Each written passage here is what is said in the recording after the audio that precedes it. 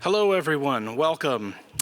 I am Keith Adkins. I am one of our professors of education here at Vincennes University, and I'm going to be your moderator for this panel today. I'm going to do a couple of introductions, but one piece of organization. Throughout the panel, we're going to respect his time, but if you have questions, we will have time at the end for Q&A. If you do have a question, we've got these two rows right by the microphones that you should be able to see on either side. Just go and grab a seat over there until you have the opportunity to ask your question, and then you can filter back to your seats there at the end. Today we have Trent Andrews with us. He is the operations director of the Candles Museum in Terre Haute. He has over a decade of experience in Holocaust education. We are very grateful to have him with us today. This is, of course, all brought to you by our Shake Library. So Charla Gilbert is our bigwig here, her and her team. She's the director of library services here at VU and for the Shake Learning Resource Center. So let's give her a round of applause, her and her team really quick.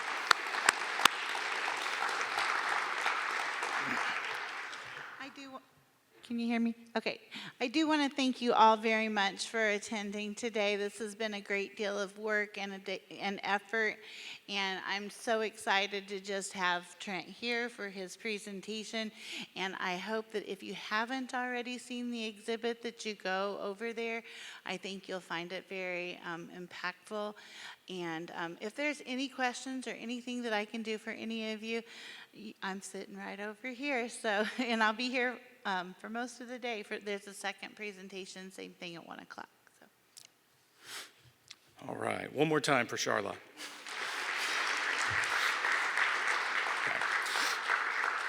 Okay, and this was all put together by Charla and her team through a grant with the United States Holocaust Memorial Museum and the American Library Association. So we're very happy that this has all worked out for us. Okay, and now I am going to turn the time over to Trent Andrews.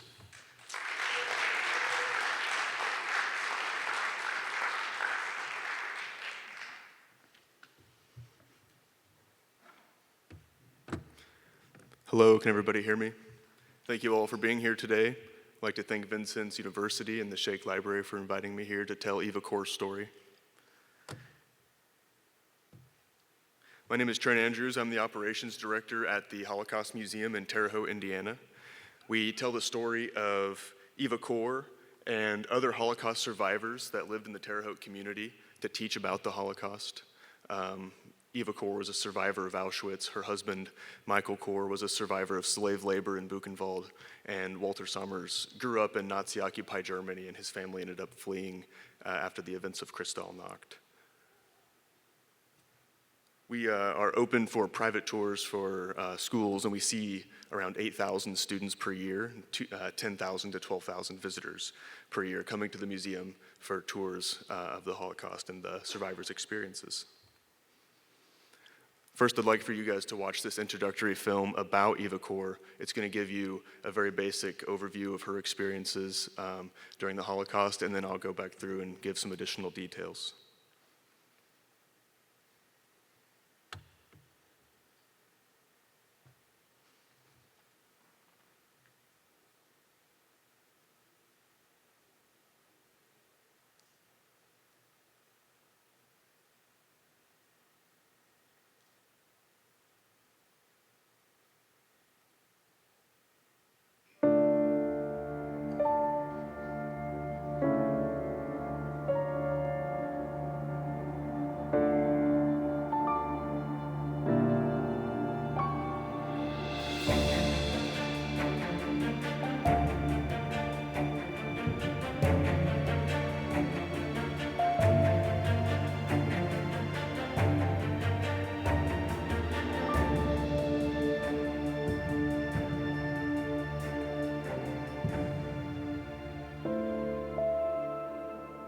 I am at peace with myself. We cannot change what happened, but we can change how we relate to it. I was born in a very small village in Transylvania, Romania in 1934. The village had about 100 families, all Christian.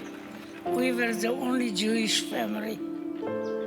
I had two older sisters, Edith and Elise, and my twin sister, Miriam.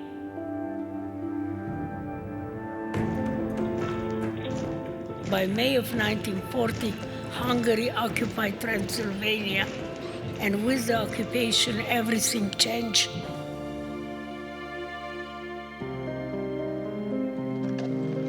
In 1944, we were taken to the ghetto.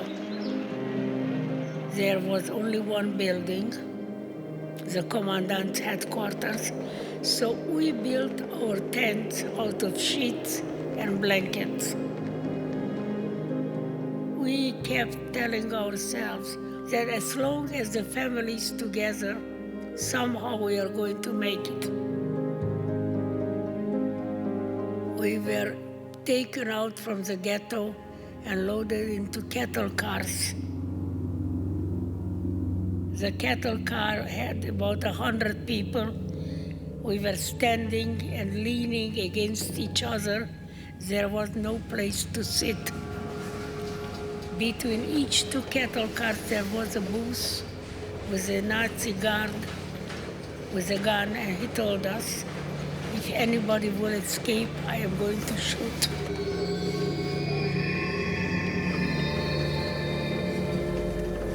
Finally, the train stopped. One moment I was in the cattle car, next moment I was standing on a selection platform. Everything was moving very fast. There was not enough time to process what was happening. I looked around for my father and my two older sisters. I never saw them again. My mother grabbed my twin sister, Miriam, and me by the hand because we were her youngest children. And she hoped that as long as she could hold on to us, that she could protect us. And when the Nazi asked my mother, are they twins, because he noticed us, my mother asked, is that good? And the Nazi said yes, and my mother said yes. At that moment, another Nazi came, pulled my mother to one side, we were pulled to another side, we were crying, she was crying. I never even said goodbye to her.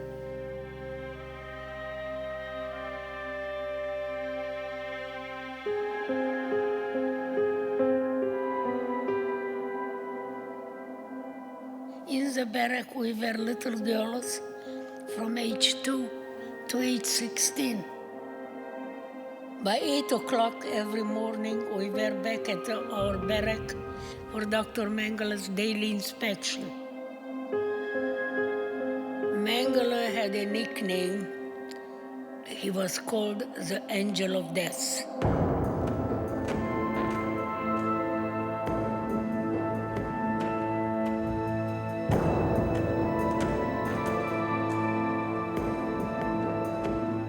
We were guinea pigs, and the experiments were terrible. I became very ill with a very high fever. Next morning, Dr. Mengele came in with 4 doctors. He looked at my fever chart, laughing sarcastically. He said, too bad, she's so young. She has only 2 weeks to live. I made a silent pledge that I will prove Mengele wrong. I will survive and be reunited with my sister.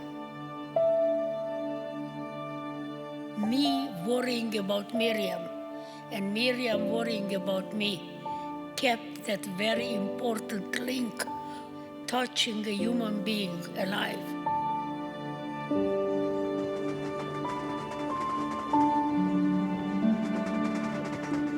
After the Russian army liberated the camp, They marched us between the barbed wires and took pictures of us with movie cameras.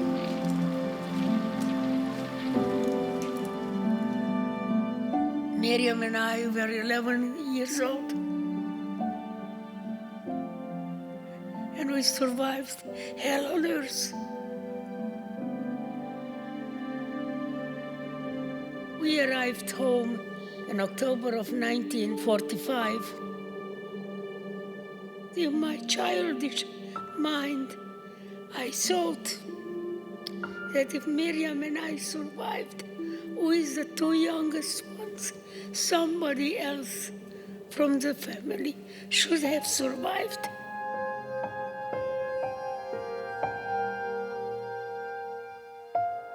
My sister Miriam and I were the only ones left.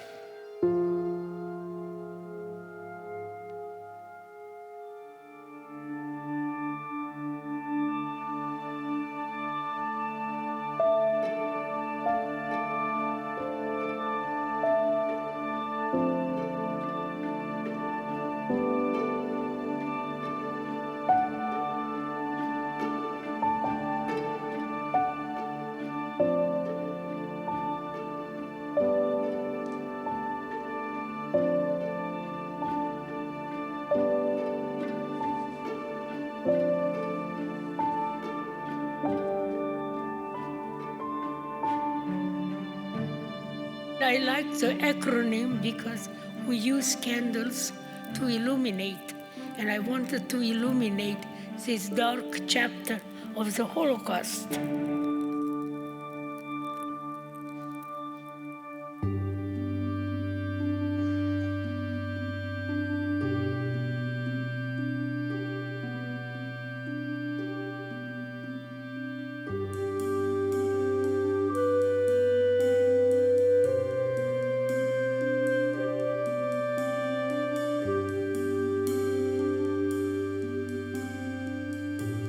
I hope when the people leave Candles Museum, they have hope in their heart.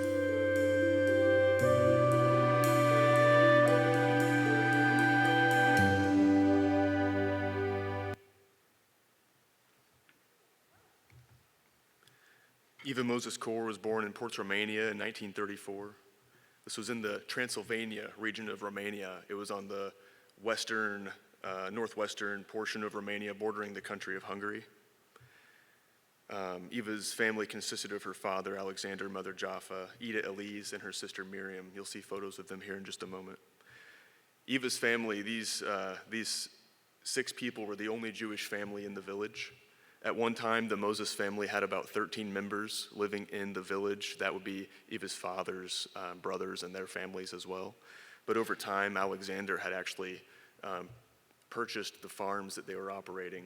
They wanted to live different lives in a different city, so he purchased their farms and expanded his own farm. Eva's father, Alexander, who you can see here, I was clicking the wrong thing. Eva's father, Alexander, who you can see here, was a landowner who had about 1,000 acres of property in Ports, Romania. He was the main employer in this village. Most of the men worked on the farm. Most of the women worked in goods productions with Eva's mother. You can see Eva's mother there. The 2 girls on the left is Ida and Elise. Eva and Miriam are the babies you see on the right. Eva's mother would always dress the twins, Eva and Miriam, would always dress them the same.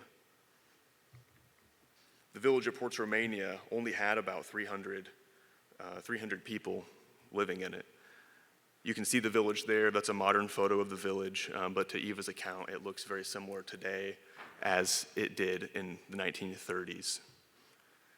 Eva and her sisters lived a happy life on the farm where they helped out with chores. Eva particularly remembers collecting eggs, helping with the chickens, and helping create cottage cheese out of sheep's milk. It was in 1940 when the Hungarian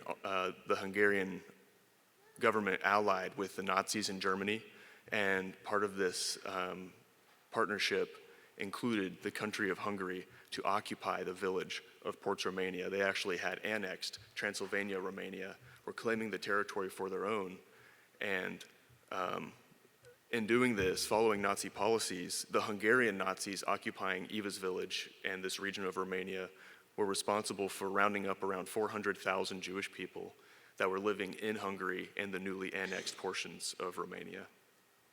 Eva's father and brother Alexander, or Eva's father Alexander and his brother actually traveled to Palestine seeking a new home. They went to Palestine to see if it would be a realistic life for them to escape the Nazi control in Europe. Eva's uncle Aaron decided to settle in Palestine. He moved from Romania to Palestine to escape Nazism. But Eva's father Alexander decided to stay. Eva's mother Jaffa didn't want to leave her family behind who were living in Romania. They didn't have the means to leave the country like Eva's father and mother did. So they decided to stay in Ports Romania.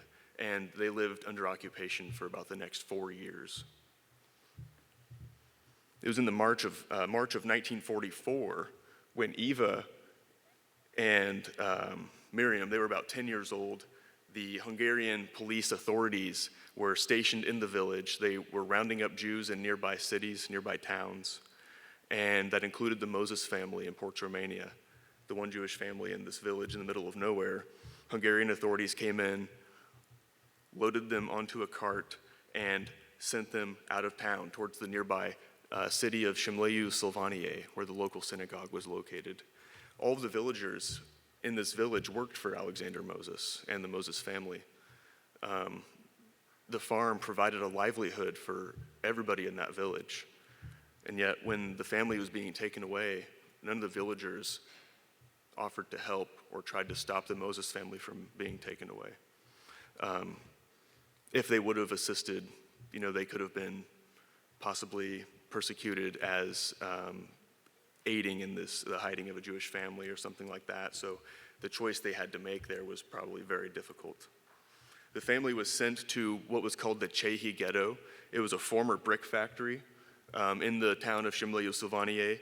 They were around 8,500 other Jewish people that were living on the grounds of this former brick factory.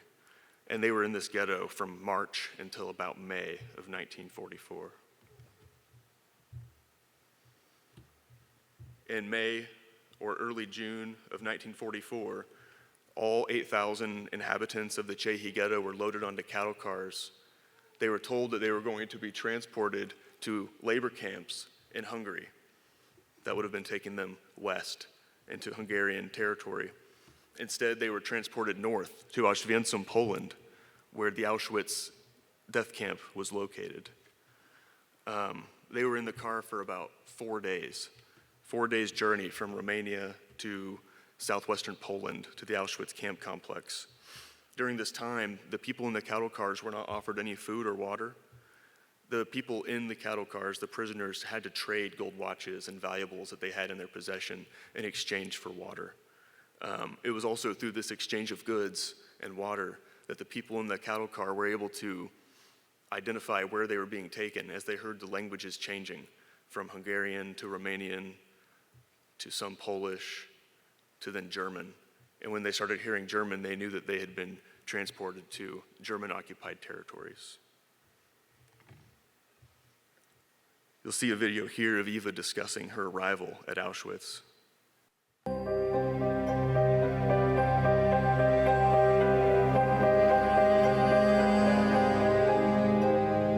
We got down from the cattle car. People were selected to live or to die. People crying, pushing, shoving, dogs barking, trying to make some sense of that place. And I actually turned around in trying to figure out what is that place. Never seen a place like that before. And as I turned around, I realized that my father and my 2 older sisters were gone. Never saw them again. We were holding on to mother for dear life. A Nazi was running in the middle of that selection platform, yelling in German, "Twins, twins." He noticed us and demanded to know if we were twins. And my mother asked, "Is that good?" And the Nazi said yes. My mother said yes. At that moment, another Nazi came, pulled my mother to the right, we were pulled to the left, we were crying, she was crying. And all I ever remember is seeing my mother's arms stretched out in despair as she was pulled away. I never even said goodbye to her, but I did not understand that this would be the last time that we would see her. And all that took 30 minutes from the time we got down from the cattle car and my whole family was gone. Only Miriam and I were left holding hands and crying.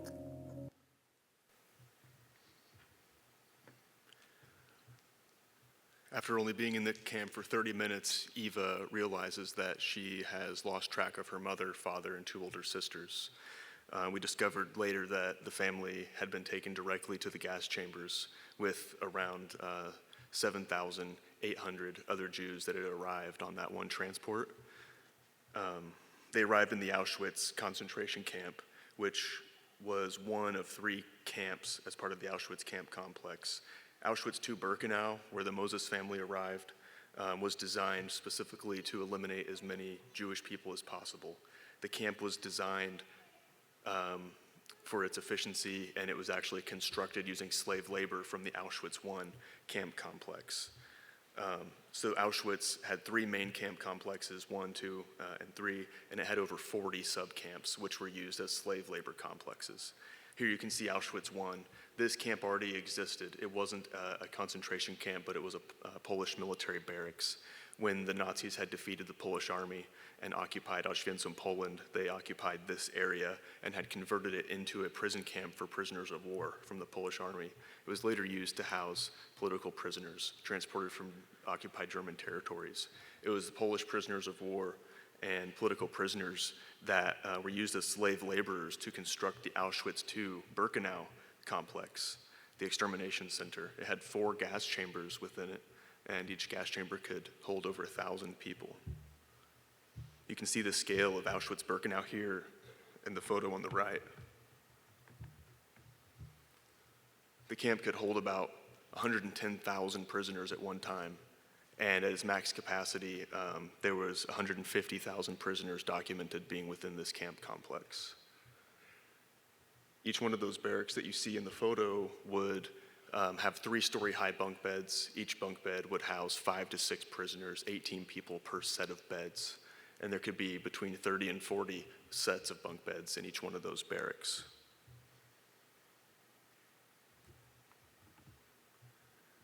Eva and Miriam were chosen on the selection platform to be involved in medical experiments that were going to be performed by Dr. Joseph Mengele. He was using Mengele twins to test experimental medications. Twins under the age of 16 would be involved in medical drug trials where the twins would be introduced to some disease, and then Mengele would use experimental drugs to try to cure those diseases. Here's Eva commenting on those medical experiments and the Mengele twins. We were Mengele twins, which we found out later on what that meant.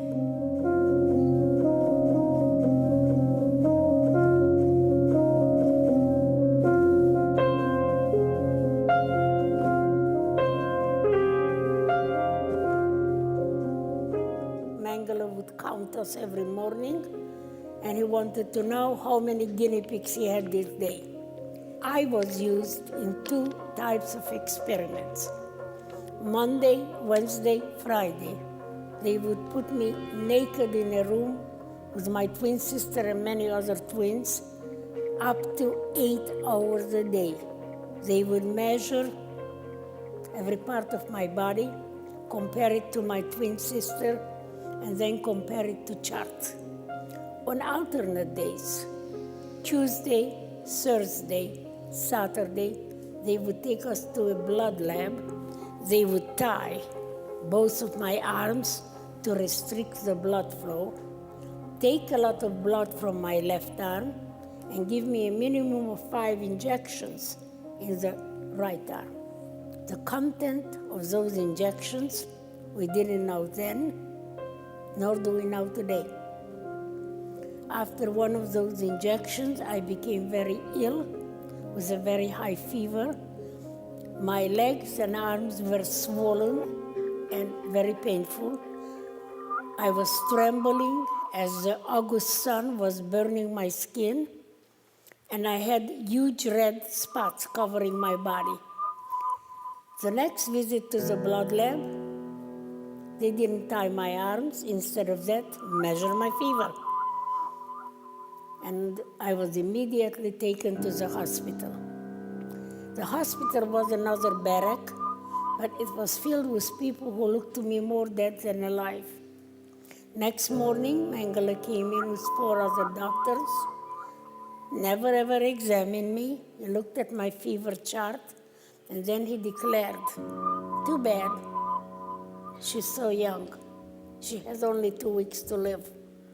For the following 2 weeks, I have only one clear memory, crawling on the barrack floor because I no longer could walk, and crawling to reach a faucet with water at the other end of the barrack. And as I was crawling, I would fade out in and out of consciousness, telling myself, I must survive, I must survive.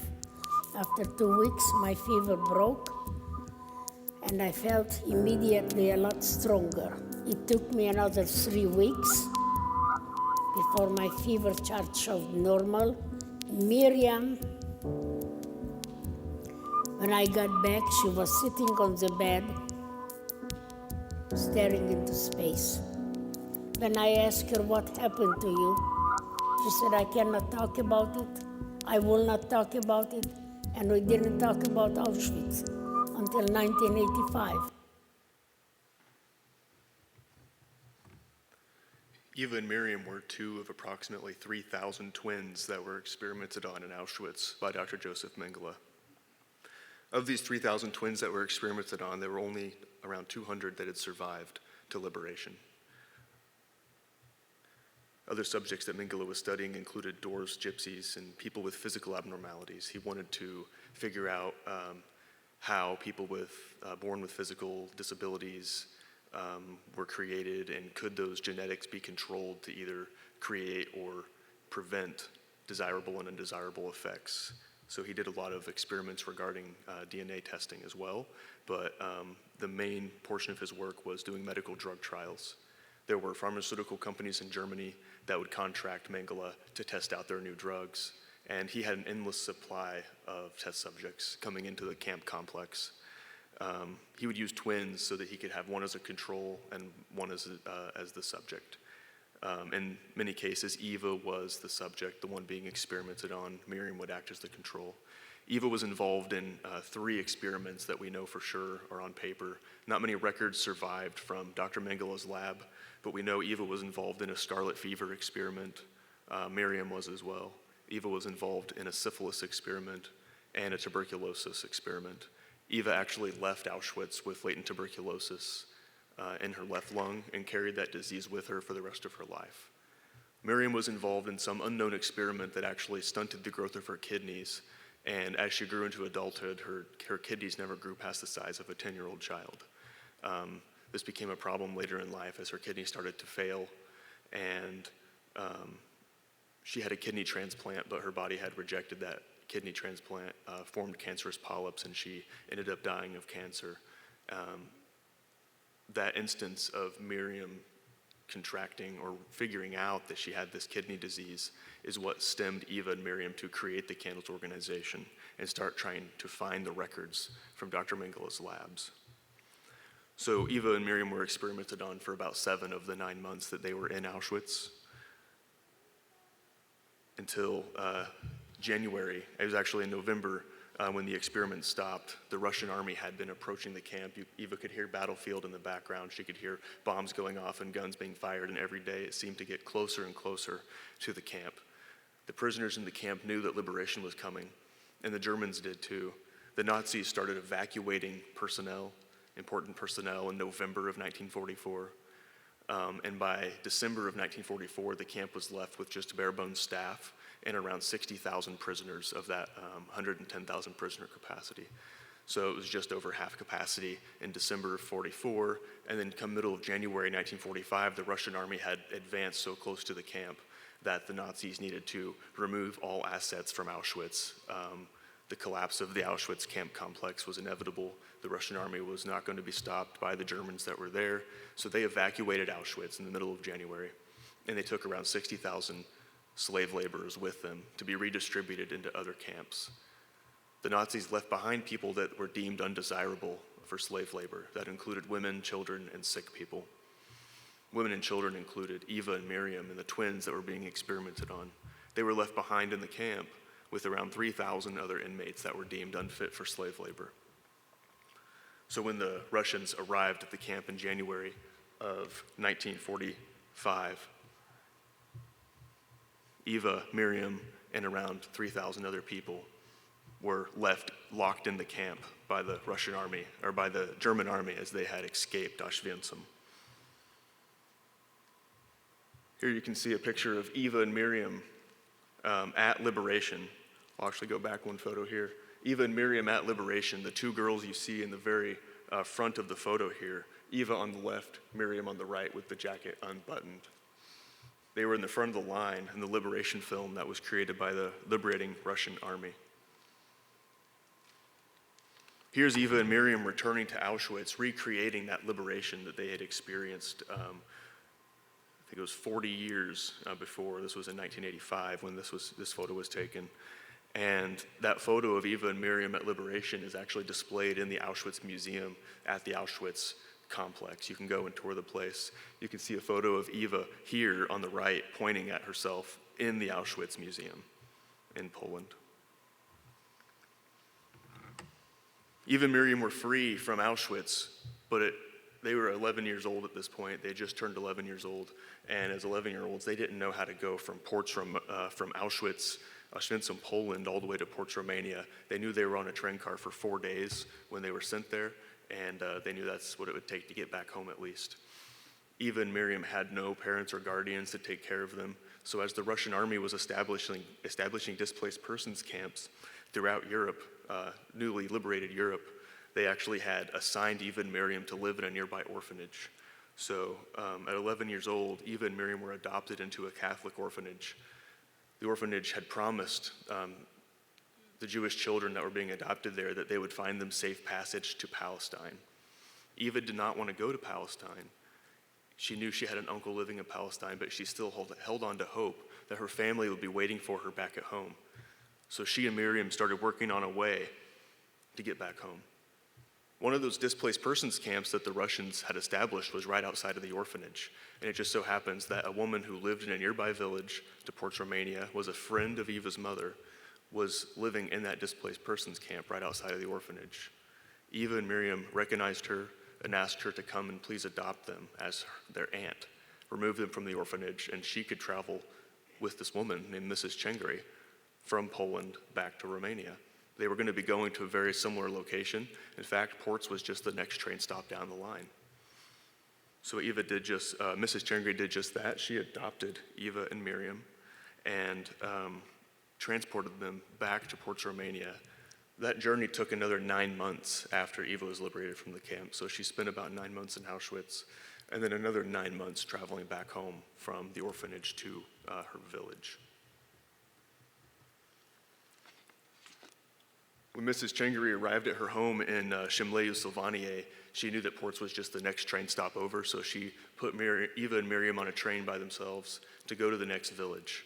So Eva and Miriam arrived home at their village of Ports, Romania alone, and their house was about a quarter of a mile from the train station. Eva and Miriam jumped off the train, sprinted to their farmhouse, only to find that the home had been ransacked, it had been looted and abandoned. There was no sign of anybody living there. They waited around for about a day and realized that nobody was going to be returning home. And so when Eva arrived home to her village of Ports, Romania, found that her farmhouse had been neglected and no one was living there, that's when she knew that her family wasn't coming back. Remember, that's 9 months after she had been liberated. The adults, mom and dad, and the two older sisters would have had 9 months to get back home, and they hadn't arrived at that time. Luckily, one of Eva's cousins had survived. His name was Shmuel. He saw Eva and Miriam's names on a displaced persons camp list of displaced persons and saw that they were traveling back to Ports, Romania. So he went to Ports, Romania to tell them they had one aunt that had survived the war named Aunt Irene, and she was living in Cluj, Romania. Aunt Irena had lost her husband and her son to the Holocaust. She was the only surviving adult family member left in the Mozes family. So she adopted Eva and Miriam, where they lived in Cluj, Romania, for the next 5 years. They attended high school in Cluj, Romania. And at the age of 16, they had applied for visas to travel to Israel. At the age of 16, they had not yet graduated high school in Cluj, Romania, but their opportunity to go to Israel, they couldn't pass that up, so they left high school in Romania, went to Israel, where they lived in another orphanage for the next 2 years. This was an agricultural school that taught them life skills and how to be productive members of society. Eva actually, in Israel, wasn't able to get her high school degree because she couldn't pass the religious studies courses. Even though Eva grew up as an Orthodox religious Jew in Port Romania in the 1930s, during the events of the Holocaust, she essentially had to throw her religious faith out the window. On the first night she was in the camp, she was offered a piece of bread, but the bread wasn't kosher. She had only eaten a kosher diet, by kosher laws up to that point in her life. So she refused the piece of bread. But she later learned that in Auschwitz, she'll have to get over that and eat any food that's offered to her if she wants to survive. After the war, she never was able to revitalize that sense of faith that she had had previously. When she went to Israel, religious studies it's required to learn the Jewish Bible, and she had no interest in doing that. She felt that God had betrayed her in those moments in Auschwitz. Wasn't able to pass religious studies and never got her high school degree in Israel either. But at the age of 18, Eva and Miriam were drafted into the Israeli army. So Eva was drafted into the army with no degree, but through the Israeli army, she had actually risen through the ranks to become an instructor in a drafting school. This is with no education on paper, but she did have plenty of life experience. She worked with the Israeli military for the next 8 years, rising to the rank of sergeant major until 1960. She met and married an American tourist from Terre Haute, Indiana, named Michael Kor. It turns out that Michael Kor was a Holocaust survivor as well, and the two had connected over the kind of the trauma that they had experienced in their past. So in 1960, Eva and Mickey got married. Eva left Tel Aviv, Israel, and moved to Terre Haute, Indiana, and she described that as being one of the largest culture shocks of her life, and I'm sure it was. They had 2 children together, Alex and Rena, and Eva had a lot of trouble fitting in when she came to Terre Haute. She didn't speak any English. She was only speaking Hebrew and some Hungarian. So when she came to the U.S., she had to learn English. She also wanted to start a career, so wanted to be a realtor. However, to get her realtor's license, she needed a high school diploma or a GED. So it was in 1965 that she finally learned enough English to apply for a GED, pass the test, and then move on to get her realtor's license. So finally, in the 1960s, some time after the Holocaust, she finally was able to complete that education, and she ended up going on to college and attending Indiana State University for 11 years. It was in 1979 that the NBC series called The Holocaust aired, in 1978, and what this did was put the story of the Holocaust into the homes of anybody who had a TV. That was tons of people in the 1970s, right? So a bunch of people saw this video about the Holocaust, and it started getting people talking and asking questions. This actually prompted a local news station to invite Eva to tell her story on the air, give an interview. And from that point on, after giving that interview, Eva started telling her story. She found that talking about her experiences helped kind of overcome the experiences and the trauma that she had in the past, but at the same time, it was forcing her to revisit and relive those memories. So every time she told her story, she felt, seething anger towards the Nazis and what had happened to her. And that anger that Eva was experiencing is something that she carried with her for many, many years when she started telling her story. This is about the same time that Miriam had gotten sick with the kidney issues, and Eva and Miriam started the Candles organization, Children of Auschwitz Nazi Deadly Lab Experiment Survivors. They started the organization as an effort to find other Mengele twins that had survived. They knew there were a handful of twins at Liberation. They had seen them in the Liberation film. The Russians had filmed that. Most of the people in that video were children, and most of those people were survivors of Mengele's experiments. Eva and Miriam, after starting the organization, took about a year, and they found 122 twins that had survived Auschwitz and were willing to share their stories and willing to help find documents and talk about the experiments. This was to help Miriam discover what had happened to her kidneys, so doctors could hopefully reverse those effects or help find a cure for her kidney problems. If they knew what Mengele had done, maybe they could solve the problem. Here's another video of Eva talking about other twins.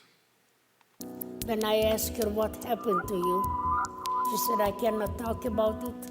I will not talk about it. And we didn't talk about Auschwitz until 1985.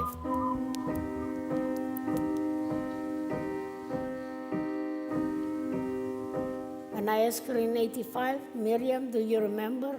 When I was taken to the hospital, she said, yes. I said, what happened to you while I was in the hospital? She said, I was under Nazi doctor supervision 24 hours a day. It was the same 2 weeks that Mengele said I would die. So I said to her, what happened to you after the 2 weeks were up? She said she was taken back to the labs, injected with many injections that made her feel very sick. As we found out years later, when she grew up, got married in Israel, expected her first child, she developed severe kidney infections that did not respond to any antibiotic. Second pregnancy in '63, the infection got so bad that the Israeli doctors studied her, and they found out that Miriam's kidneys never grew larger than the size of a 10-year-old child. So I begged Miriam that not to have any more children, because every pregnancy was a life crisis. But she had a third child, and after the third child was born, her kidneys deteriorated, started to deteriorate, and by 1987, they failed, at which time I donated my left kidney. I had 2 kidneys and 1 sister, so it was an easy choice. But a year later, she developed cancerous polyps in the bladder. The doctors kept asking me to find our Auschwitz files. We never found our files. We never found out what was injected into our bodies. Miriam died June 6, 1993.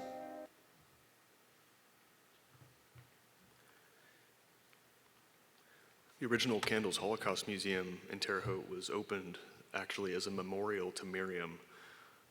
Eva opened the museum 2 years after her death in 1995, and the museum did act as a memorial to Miriam. Eva was not able to attend Miriam's funeral. She was, once again, had another family member taken away from her and was not able to really say goodbye to that person.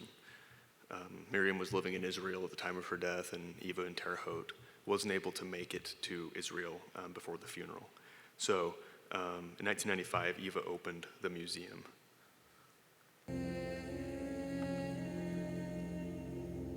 Just to be free from the Nazis, that did not remove the pain they have inflicted upon me.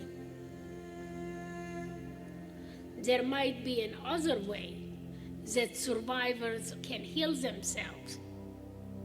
I have found one way. Forgive your worst enemy. It will heal your soul and it will set you free. I, Eva Mozes Kor, a twin who survived as a child Joseph Mengele's experiment at Auschwitz 50 years ago, hereby give amnesty to all Nazis who participated directly or indirectly in the murder of my family and millions of others. In 1995, after Eva had established the Holocaust Museum, she was invited to speak at a medical conference in Boston, at Boston College. And for this medical conference, they asked Eva if she could bring a Nazi doctor along or invite a Nazi doctor to have a panel discussion with her, talk about the medical experiments from the side of a victim and then from a side of a perpetrator. And Eva thought this was absolutely crazy.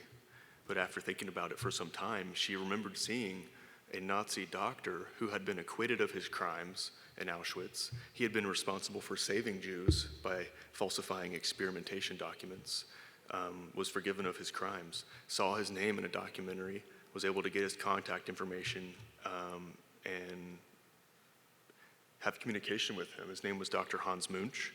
He declined the request to speak at Boston College in regards to the medical experiments, but he did invite Eva to his home where he would be willing to share information about his time in Auschwitz and what he was doing as an SS doctor. Eva traveled to Germany to meet with Dr. Hans Munch, and for the first time, she was treated like a human being by a Nazi. Although she entered that situation absolutely terrified to be standing in front of a former Nazi, he treated her with kindness and respect, and they sat on the porch and talked for over 3 hours. Having this interaction with Eva is when she finally realized that not all Nazis are evil people, not all of the Nazis were perpetrators. And she wanted to make that point clear by offering forgiveness to Dr. Hans Munch, to know that let him know that she did not blame him for anything that had happened to her in her past or her family. However, Eva's forgiveness was very controversial, especially amongst Holocaust survivors, that Eva's willing to forgive people who were potentially involved in the death of her family, the torture of herself and her sister for 7 months. And there's some commentary here on another Mengele twin commenting on Eva's forgiveness. It's improper. It's improper. I should be permitted. I should be asked. How can you speak in the name of the people who are not alive anymore? I mean, I shiver when I think of it. Although Eva's forgiveness was very controversial amongst the Jewish community and the survivor community, it's something that initiated Eva's healing. It started to allow her to talk about her experiences from a new viewpoint, talk about her experiences from a less angry viewpoint. She wasn't going to let what had happened in the past dictate how she acted today and how she treated people today. By offering forgiveness to those who had hurt her in the past, she was able to move forward with a new outlook.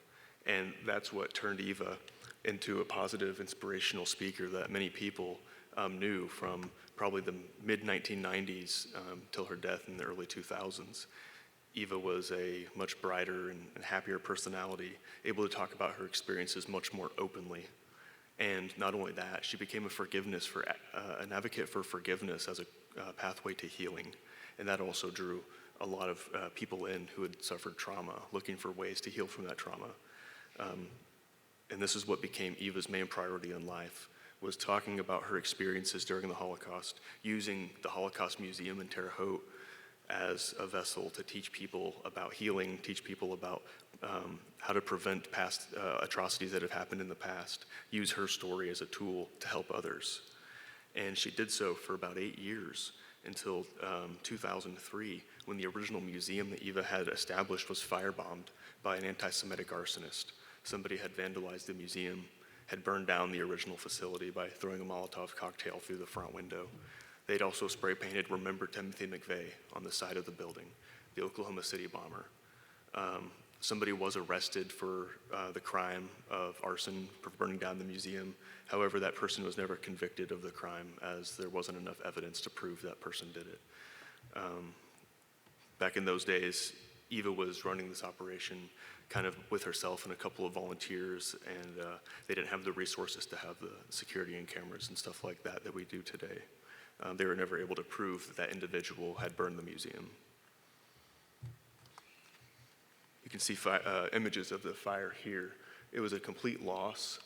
Everything that Eva had in the museum, aside from a few artifacts that were made of steel, like a helmet and a prisoner's cup from the camp, were destroyed.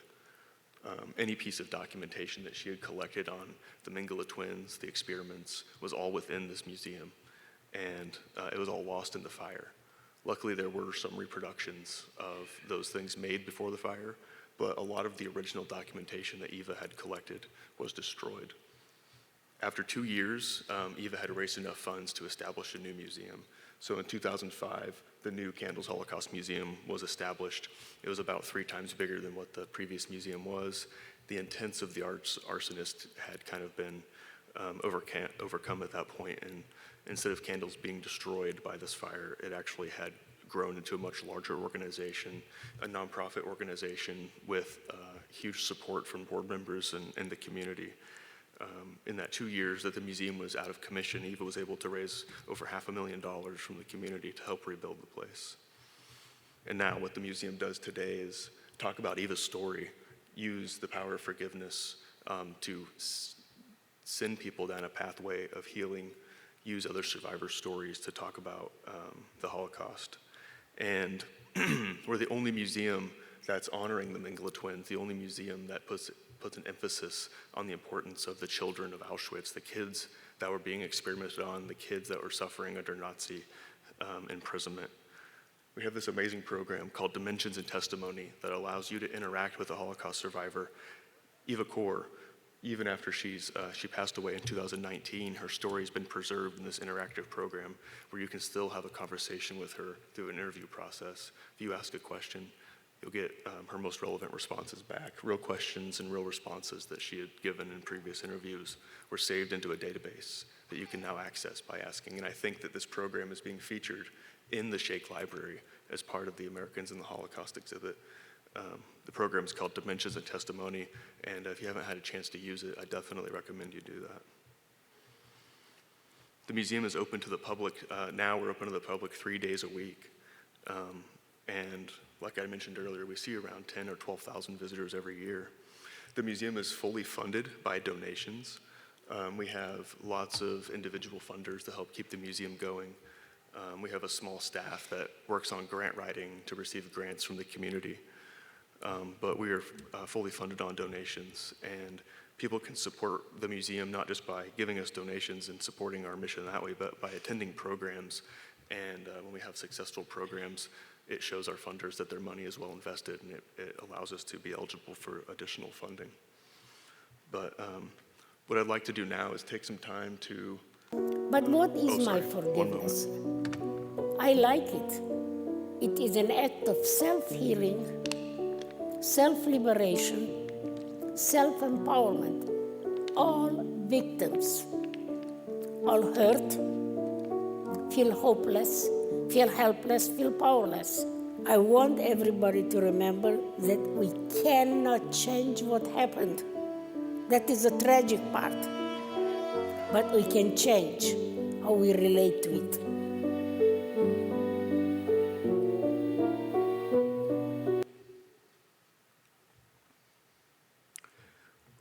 We hope that through people visiting Candles Holocaust Museum, you can use Eva's story to not only learn of tragedy, but learn of how to overcome that. And we want people to leave the museum with a positive spirit. We do talk about dark topics, but we think it has a inspirational ending. There's a light at the end of the tunnel, and we want people to leave there knowing that and having some resources available to find that pathway. So what I'd like to do now is take questions. If you guys have specific questions about Eva's experiences during the Holocaust, or you want to know anything about the Holocaust Museum, Candles, we can take audience questions now. I worked with Eva for about 6 years at the museum before she passed away.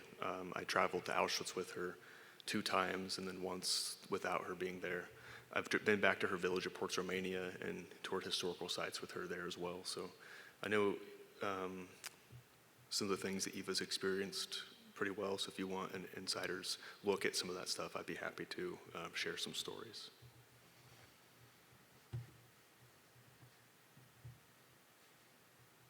And remember, if you have a question, you can approach one of the microphones on either side of the room. Hello. Hi. I was wondering what we have seen in terms of generational trauma. In terms of generational trauma, this is like the children of Holocaust survivors and how they are experiencing things. what seems to happen is that, like Eva and Mickey were both Holocaust survivors. They both lost their families during the Holocaust. And what we're experiencing is this almost like loss of family connection amongst the survivors and the children of survivors. The parents had lost their children. They, in a lot of cases, have a hard time building relationships with their children because they know what had happened to their parents. It's hard for them to become the parents that they had lost. So we see a lot of second-generation survivors who grew up with a very different family than what we are used to. They didn't, like Eva and Mickey, for instance, they didn't have, Alex and Rena had no grandparents. And, but the generational trauma is passed down from the survivors to the second gen.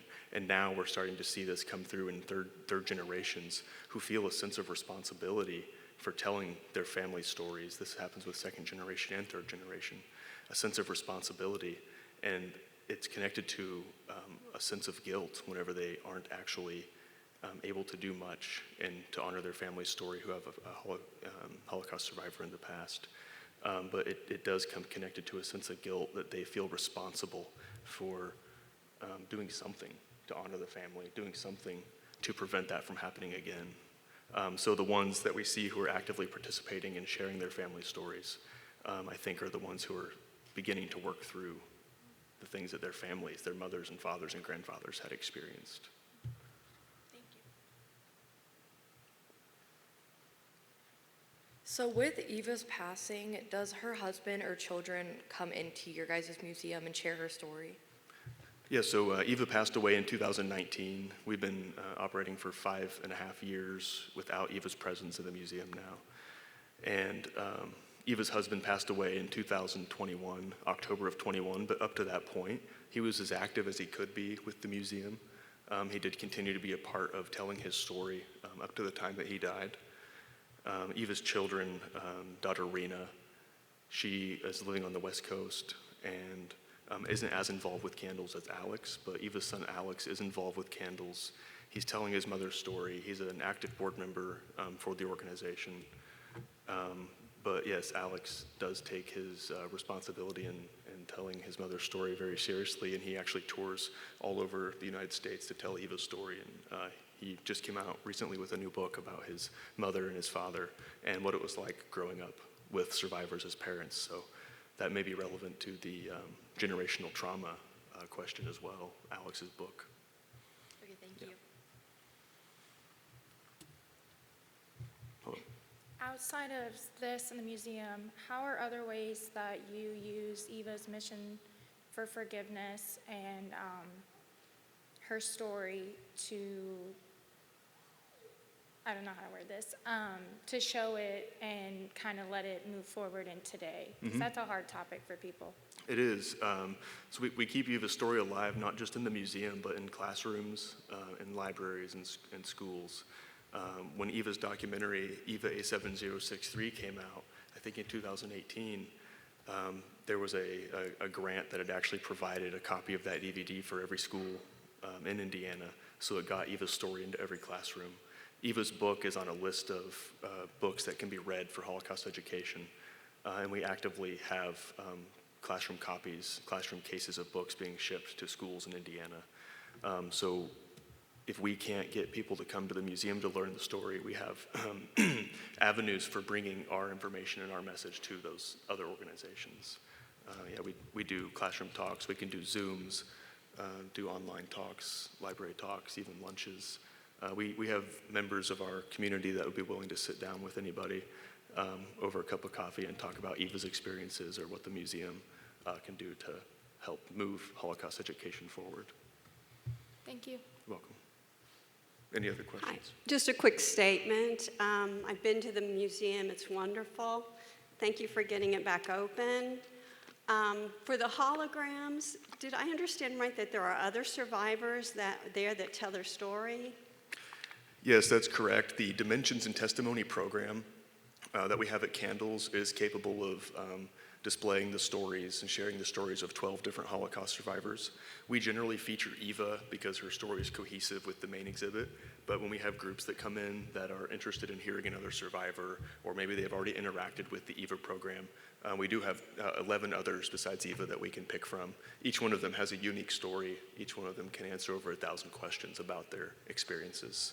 Great, thank you. I'm eager to get back, but if you've never made it to Terre Haute, it's worth the trip, guys, to check it out. Yes, thank you. It's about an hour north, definitely worth it. Trent, you mentioned a little bit about the employees of the family's reluctance to help out during that time. I know that area, Hungary, Romania, there were a number of Jewish families living in that area. And then after they were liberated by Russia, a lot of Russia overtook parts of those areas. So can you talk a bit about the area at that time and the conflicting feelings there? Yeah, so we have basically Hungary had annexed this Transylvania region of Romania, and Jewish people had been removed from their homes. Property owners such as Alex had been removed from his home, a 1,000-acre farm. As the Soviet army was liberating Europe of Nazism, they were installing their own governments and had influence in those regions. When landowners such as like Alexander didn't come back to reclaim his property, the Soviet Union would assume control of the property. And those homes and places were being filled with citizens of the Soviet Union. Those farms had to go back into operation. So like in Eva's case, she was at her farm for a couple of days before she went to go live with her aunt. No one ever returned to reclaim that farm, so it was essentially taking control of that. Eva lived under communist rule for 5 years, and she described those conditions as being incredibly harsh, with the resources not being available at all, having to stand in bread lines for hours just to get a piece of bread, or spending 18 hours in a line to get a winter jacket. The education system going from, the oppression that she had faced from the Nazis in the 1940s, coming to her village, was almost comparable to what she had been suffering under communist rule in Cluj, Romania. She was being forced to learn a communist education system. The political system was being forced into becoming a supporter of the Communist Party, and it was very difficult for Jewish people to rebuild their livelihoods under the new communist way of living. And then in the late 1940s, when Israel was established, there were a lot of Jewish people living in the Soviet Union that were trying to get out. They wanted to escape to Israel. So then again, you see, after Israel's created, another kind of abandonment of properties and abandonment of territories by Jewish people in Europe. But yeah, essentially after Eva and the Jews of Europe had been freed, most of Eastern Europe went under communist rule, and it was very difficult for them to survive. One of the factors that caused them to want to escape Romania and go to Israel was that there was just no food available. They were always hungry, and they couldn't get enough food that was being supplied by communist authorities, so they had to get out. But it was difficult for them afterwards. Other questions? Hi, thank you. I have 2 questions, but I'll start with the first one. How did Michael Kor end up in Terre Haute, Indiana? Yeah, that's a great story. So Mickey Kor, originally from Riga, Latvia. Mickey, his 3 brothers, his mom and dad, lived in an apartment in Riga, Latvia. It came under Nazi occupation. A ghetto was established in Riga, Latvia, and all of the Jewish citizens of Latvia were housed in this Jewish ghetto. So Mickey went from having a one-family apartment with 1 family in it to a one-family apartment with 5 families in it.